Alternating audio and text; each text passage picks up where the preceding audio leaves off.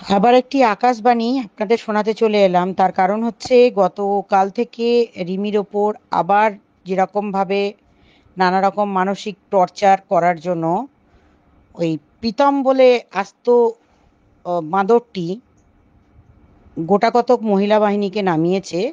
তারা আজকে stream live করছে, মানে তারা স্ট্রিম লাইভ করে রিমিকে নোংরা নোংরা ভাষায় গালাগালি করছে। এবং ওই ওই যে মেয়েটি ফাঁসানি, তিনিও আছেন তার সাথে যুক্ত হয়ে দুজনে মিলে যা যা করণীয় এগুলো যে করবে আমরা অনেক আগে সচেতন ছিলাম।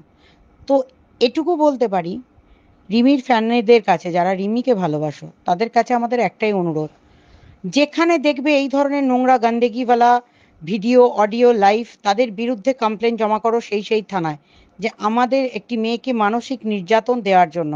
এবং সেগুলো জমা করার পর, রেজিস্টার পোস্টটি জমা করার পর আমার অ্যাড্রেস ঠিকানা সব দেওয়া আছে, শুধু পাঠাও, পাঠাতে থাকো। এবং আমরা দেখতে চাই যে রিমির এই কঠিন লড়াইয়ে কে কে তারা সাথে থাকছেন এবং পাশে থাকছেন রিমিকে ভালোবেসে। এবং আরেকটা কথা আপনাদের বলে দিই, এই লড়াইটা কিন্তু একটা অস্তিত্বের মানে একটা নারী তার শ্বশুরবাড়িতে অস্তিত্ব রক্ষার লড়াই চালিয়ে যাচ্ছে। সে মানসিকভাবে তাকে বিধ্বস্ত করে দেওয়ার জন্য যত রকম লোকজন আছে তারা চালিয়ে যাচ্ছেন।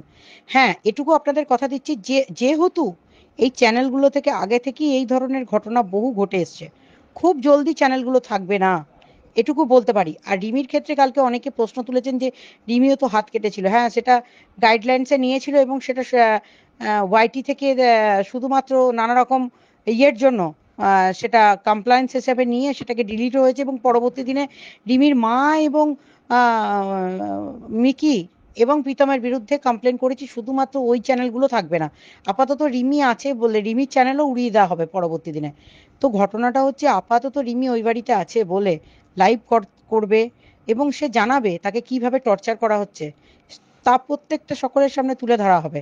আর যারা বলছে নানা রকম নোংরা ভাষা দিয়ে প্রীতম এখনো কন্টিনিউয়াসলি তার ওয়ালগুলোতে নোংরা নোংরা ভাষায় কারোর তুলে ধরছে, কমিউনিটি তুলে ধরছে, তার জন্য আমাদের পক্ষ থেকে যা যা করণীয়, আবার একবার করে পিটিশন করা এবং এফআইআর করা, যার যার বিরুদ্ধে করা, সেগুলো আমরা টানার চালাতে থাকবো। তাতে আপনারা আটকান।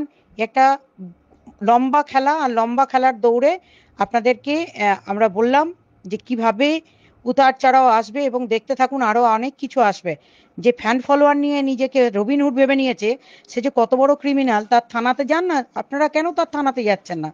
আপনারা থানাতে গেলে থানার ফিডব্যাকটা নিন, তাহলেই বুঝতে পারবেন। এবং সব থেকে বড় কথা হচ্ছে, থানা কেন, কোর্টের মারফত কেস করতে বলুন ওকে। বলুন কোর্টের তো অপশন আছে কোর্ট দিয়ে কেস করতে, ও কেস করুক, কোনো অসুবিধা নেই।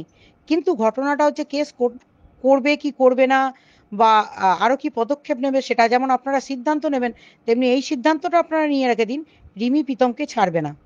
হ্যাঁ, আরো একটা কথা বলে রাখি, ওই আমাদের সন্দীপের কেসটার ক্ষেত্রে সত্যি ওয়াইটিতে যে এত বোকা হাঁদা মানুষ থাকে আমি জানতাম না। এই পুলিশ ইনঅ্যাকশনের মামলাটাই আমরা প্রথম করেছিলাম, জাতীয় মানবাধিকার কমিশন থেকে অর্ডার পেয়েছিলাম, সেই অর্ডারের বেসিসে ওই দিক থেকে সকলকে অ্যাড করে আমরা ডেকেছি। তো তার জন্য এখন ওরা পুলিশ ইনঅ্যাকশন করতে হাইকোর্টে গেছে। তো আমাদের মানে কি বলবো, হাস্য কৌতুকের ব্যাপার হয়ে গেল না এটা একটা? মানে কি বুদ্ধি, কি বুদ্ধি! মানে এত অপোনেন্টের এত বুদ্ধি, এত ক্ষমতা! শুধু 22 তারিখে হিয়ারিংটা হবে না সেটাও জানিয়ে রাখলাম আপনাদের, ঠিক আছে? 22 তারিখে ডেটে হিয়ারিং ডেট আছে, লিস্টিং ডেট আছে, ওই দিন নাও হতে পারে, সম্ভাবনা প্রবল। তবু আমাদের লড়াই থাকবে, দেখবেন কি কি দিই। আর ওই মামলাটা আমাদের কাছে ফুস ফুস, আপনারা আনন্দে করুন হুস হুস, ব্যাস, তাহলেই হবে।